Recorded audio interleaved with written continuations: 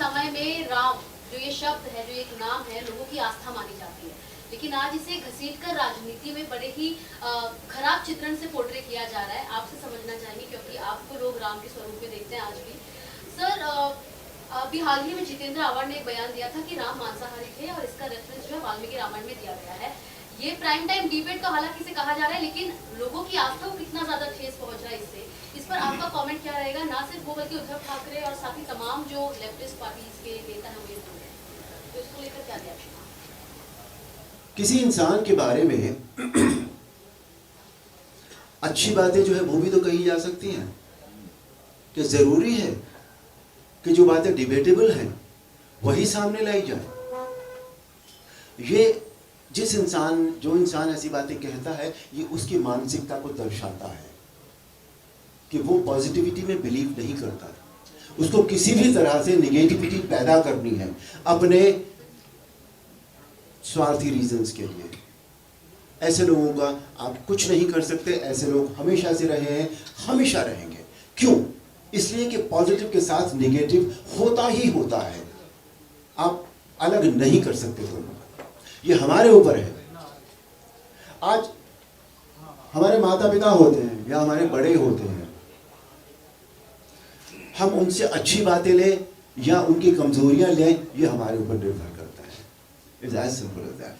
हमें अपना जीवन किस तरह जीना है, ये हमारे ऊपर निर्भर करता है। तो हम उन बातों को न देखें या न सोचें जो डिबेटेबल है। अगर नरेंद्र मोदी पीएम नहीं बनते तो ये सब संभव हो पाता है?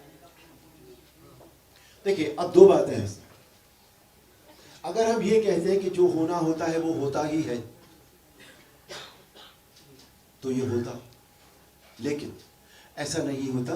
न तो हम केवल भाग्य के भरोसे चल सकते हैं पूरी तरह, और न हम कर्म के भरोसे चल सकते हैं पूरी तरह। हमारा जीवन हमारे भाग्य और कर्म का कॉम्प्लीमेंट्री है, दोनों एक दूसरे के लिए पूरक है एक दूसरे के।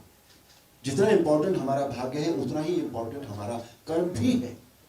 कर्म हमारा भाग्य बदल देता है और हमारा भाग्य हमारे कर्म बदल देता है। इसलिए इस डिबेट में हम न जाएं तो बेहतर होगा। अरुण जी, पवन भारद्वाज पीटीआई से। जैसा कि अभी श्याम जी ने भी बताया और हमने भी देखा, ये तीनों अंक वाकई हम सब के लिए बहुत पवित्र अंक बन गए हैं। बहुत ऐतिहासिक अंक हैं वो, और इनका हमारे जीवन में सदा बहुत एक ऊंचा स्थान रहेगा।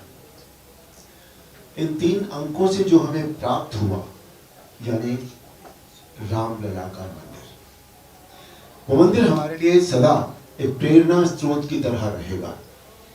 हम उससे श्री राम के जो मूल्य हैं, जीवन के मूल्य हैं, उनके आदर्श हैं, उनके विचार हैं, जो हमें हमेशा से प्रेरणा देते रहे हैं। और ये मंदिर उसी बात का साक्षी है, उसी बात का सबूत है। जहां तक ये फिल्म की बात है, क्योंकि ये सब्जेक्ट बहुत दिल के करीब है, श्री राम सबकी तरह मेरी भी आस्था के केंद्र है, तो फिल्म का सब्जेक्ट बहुत दिल के नजदीक होने के कारण इसे करने का, जब किसी चीज को करने का मन होता है, अंदर से मन होता है। एक होता है हम प्रोफेशनली कोई काम करते हैं, एक होता है कि नहीं, प्रोफेशनल के साथ साथ एक अंदर से काम करने का मन करता है कि नहीं यार, इससे हम जुड़े हैं, ये था हमारे मन का काम। तो वो इस फिल्म को करने से लगा। फिल्म का ट्रेलर मैं आपको सच बताऊं, मैंने भी पहली बार देखा है। इन्होंने दिखाया नहीं था आज तक, छुपा के रखा था बिल्कुल। बहुत अच्छा बना है ट्रेलर, और ट्रेलर ये बताता है कि पूरी फिल्म बहुत अच्छी बनी है, क्योंकि मेरी तरह हम सभी जो कलाकार हैं इस फिल्म के, सभी के मन के बहुत नज़दीक रहा है ये सब्जेक्ट, इसलिए बहुत अच्छा लगा। और आप सबका सहयोग अपेक्षित है इस काम के लिए। आज पूरा भारत, पूरा विश्व, जहाँ भी भारतीय हैं, जहाँ भी सनातन धर्म को मानने वाले व्यक्ति हैं, सबके बीच एक ही जय घोष है, जय श्री राम, जय श्री राम, जय श्री राम। आपका सहयोग अपेक्षित है, ताकि ये जय घोष केवल किसी एक दिशा में नहीं, बल्कि चारों दिशाओं में गूंजे। और जहां भारतीय नहीं है या सनातन धर्म के लोग नहीं रहते हैं, वहां तक भी इसकी प्रतिध्वनि जाए, उन्हें भी एक आवाज सुनाई दे ब्रह्मांड में, जय श्री राम, जय श्री राम, जय श्री राम।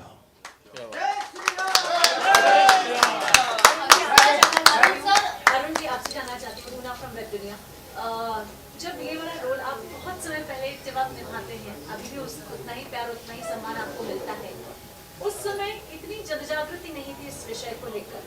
कभी उस समय कभी आपने सोचा था कि ऐसा भी समय आ सकता है कलाकार के तौर पर भी? और आप तो खैर भगवान राम का रूप ही बन गए हैं। नहीं, ये जो आप इस बात को ठीक कह रही हैं कि ये जो एक जन जागृति हुई है, ये धीरे धीरे हुई है। कभी भी ऐसा नहीं था, कभी भी ऐसा नहीं था कि ये नहीं थी, और कभी भी ऐसा नहीं था कि ये इस तरह चरम पर थी, अपने उत्कर्ष पर थी।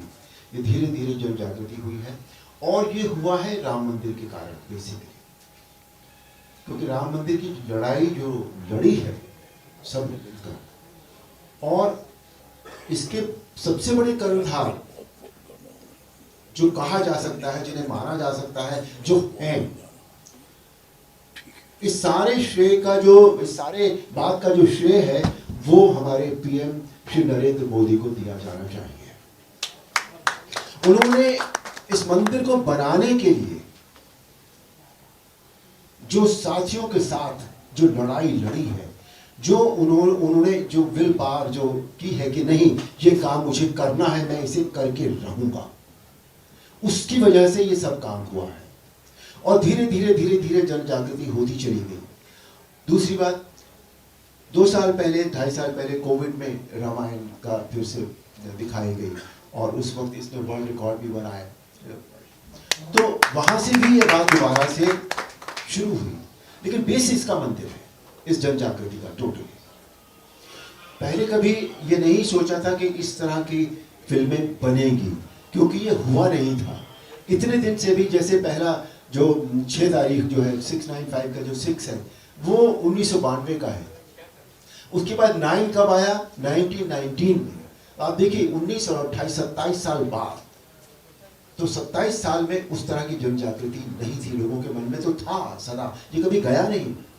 लेकिन कोई ना कोई कभी कभी कहते हैं कि चिंगारी सुलगती रहती है, सुलगती रहती है, सुलगती रहती है, लेकिन कभी कभी वो जब आग बनती, अब वो आग बनी, लेकिन पॉजिटिव रूप में, निगेटिव आग नहीं बनी। वो ये पॉजिटिव आग है जो हमारे देश को हमारी संस्कृति से जिसने फिर से जोड़ दिया। कहते हैं कि जब संस्कृति हमारे जीवन से निकल जाती है तो हम धराशायी हो जाते हैं। जैसे एक पेड़ की जड़ और हमारी संस्कृति वो एक ही बात होती है। पेड़ की जड़ जब हिल जाती है तो पेड़ सूख जाता है। वही हमारी संस्कृति के साथ होता है। जब हम अपनी संस्कृति से अलग होने लगते हैं तो हम में कुछ नहीं रह जाता। हम एक बार फिर अपनी संस्कृति से जुड़े हैं, और इस बार ऐसे जुड़े हैं कि हम कभी इससे अलग नहीं होंगे।